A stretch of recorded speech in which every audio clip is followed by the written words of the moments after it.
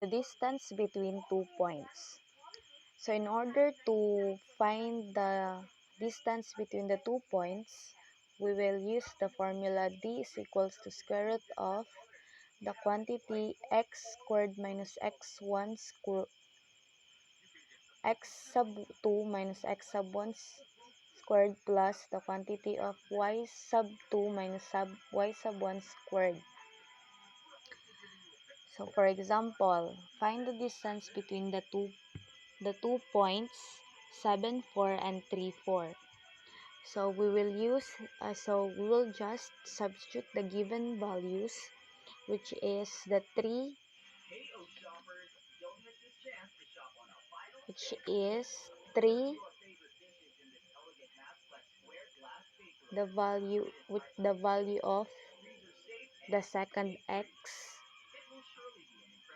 then 7, the value of the first x, then y sub 2, which is this, the second y, then the first y is 4.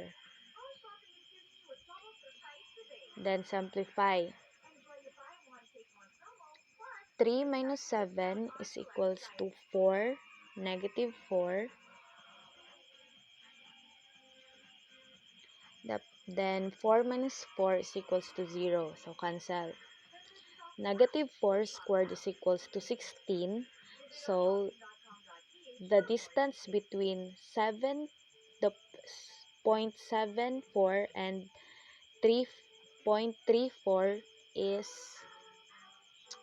4 units.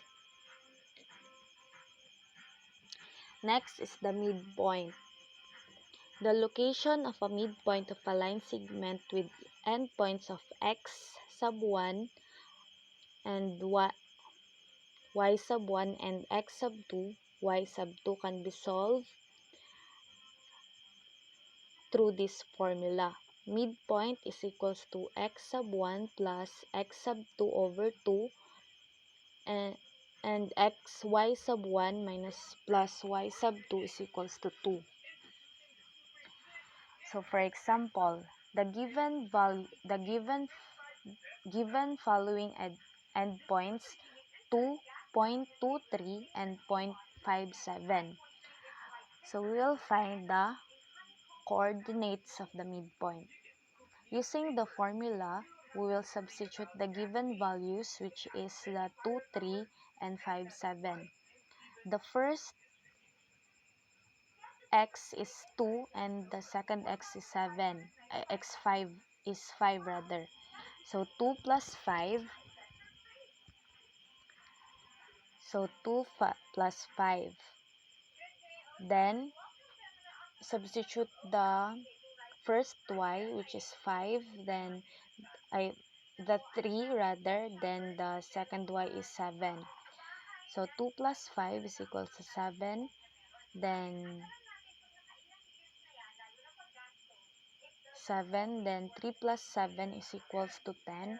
So 7 halves, then 10 over 2. Simplify, so we'll have the 7 halves and 5. So the midpoint of the line to the endpoints 2, 3, and 5, 7 is 7 halves 5. Next is the perpendicular line. So the slope m is equals to negative 1 halves of a perpendicular line is y is equals to negative 1 halves x plus 3. So in this,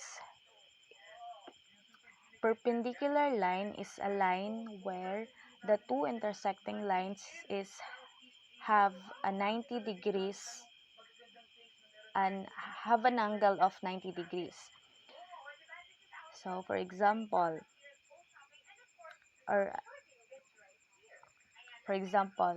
in order to find the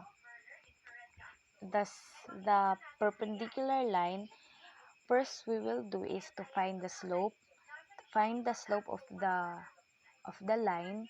of the or the equation, then reciprocal the the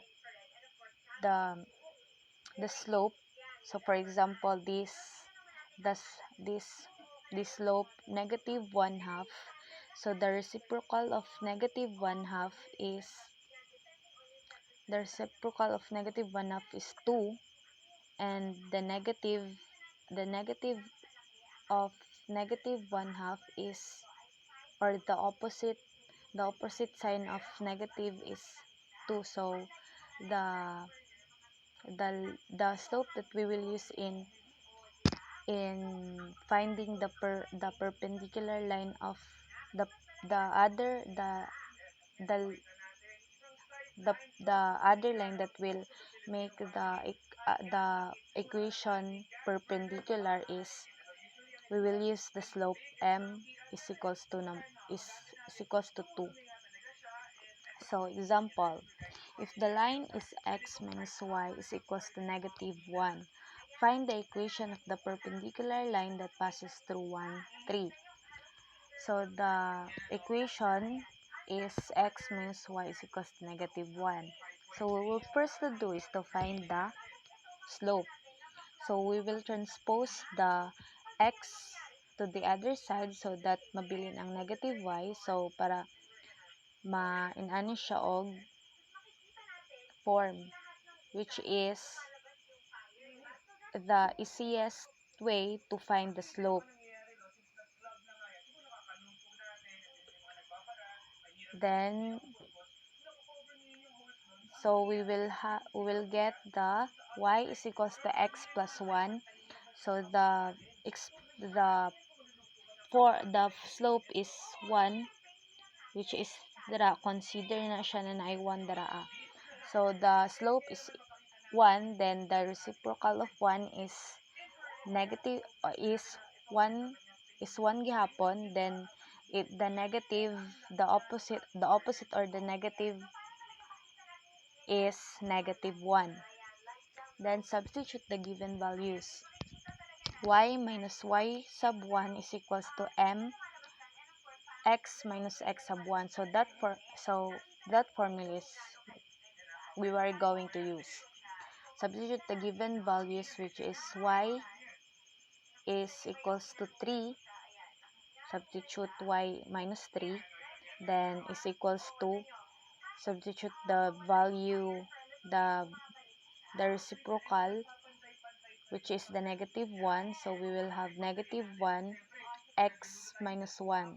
So distribute the negative 1. So we'll have negative x plus 1. Then substitute. No, substitute that.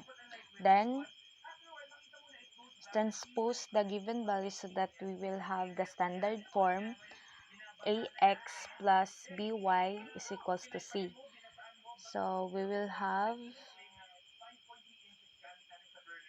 transpose the x to the other side plus y, transpose the negative 3 to the other side, so we'll have positive 3 plus 1. So we'll have x plus y plus 4.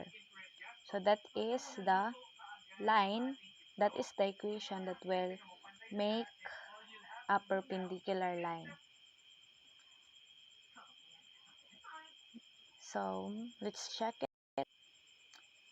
So the first equation is y minus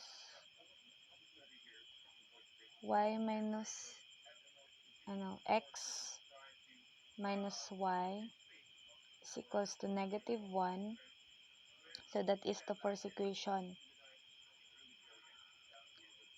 Next is the equation 2 is x plus y is equals to 4.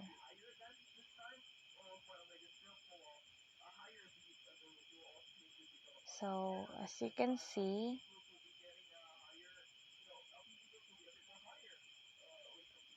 as you can see, the